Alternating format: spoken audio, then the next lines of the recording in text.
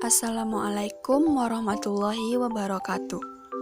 Perkenalkan, nama saya Yuni Soleha, NIM 2204006 dari Prodi Kimia, Universitas Muhammadiyah Riau. Kali ini saya akan menjelaskan tentang proses reproduksi pada tumbuhan bunga kembang sepatu. Sebelum itu, kita harus mengetahui apa itu reproduksi tumbuhan. Reproduksi tumbuhan adalah proses di mana tumbuhan memperoleh organisme baru yang sesuai induknya. Reproduksi pada tumbuhan bisa aseksual atau seksual. Reproduksi aseksual melibatkan berbagai metode yang sangat berbeda untuk menghasilkan tumbuhan baru yang identik. Reproduksi seksual di sisi lain tergantung pada serangkaian kompleks peristiwa seluler dasar yang melibatkan kromosom dan gen. Nah, reproduksi pada tumbuhan ada dua macam, yakni yang pertama reproduksi secara generatif atau kawin. Reproduksi ini cara perkembangbiakannya dilakukan oleh tumbuhan itu sendiri dengan cara yang alami, dengan peleburan sel gamet jantan dan gamet betina. Gamet adalah sel yang diproduksi oleh organisme untuk tujuan reproduksi seksual. Yang kedua, reproduksi secara vegetatif atau tidak kawin. Reproduksi ini merupakan perkembangbiakan yang dilakukan tumbuhan tanpa adanya peleburan antar dua sel gamet dari jantan dan betina. Sebelum kita masuk ke prosesnya, kita bahas dulu bagian-bagian dari tumbuhan bunga. Yang pertama ada tangkai bunga. Fungsinya adalah menompang bunga dan menghubungkan dengan bagian tumbuhan lainnya.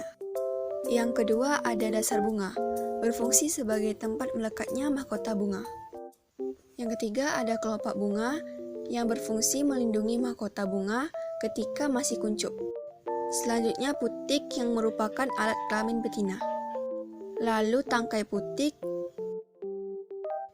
benang sari yang merupakan alat kelamin jantan, bakal buah, dan yang terakhir, mahkota bunga yang merupakan bagian bunga yang mempunyai bentuk paling indah yang berfungsi untuk menarik serangga.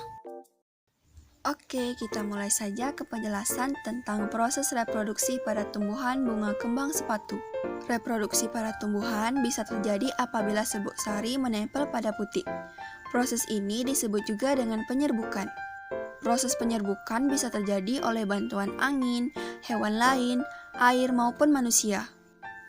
Untuk jenis-jenis penyerbukan ada 4 macam. Yang pertama adalah penyerbukan sendiri atau autogami. Lalu penyerbukan serumah atau geitogami. Penyerbukan silang atau allogami. Dan penyerbukan berbeda jenis atau bastar.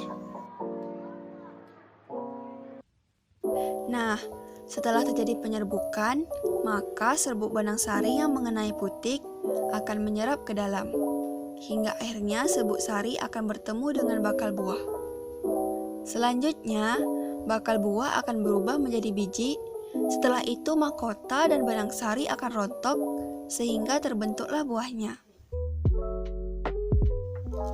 Baiklah, sekian penjelasan tentang proses reproduksi pada tumbuhan bunga kembang sepatu. Apabila ada kekurangan dan kesalahan dalam video ini, saya mohon maaf. Semoga video ini bisa bermanfaat bagi penontonnya. Terima kasih. Wassalamualaikum warahmatullahi wabarakatuh. Stay healthy and stay safe ya teman-teman.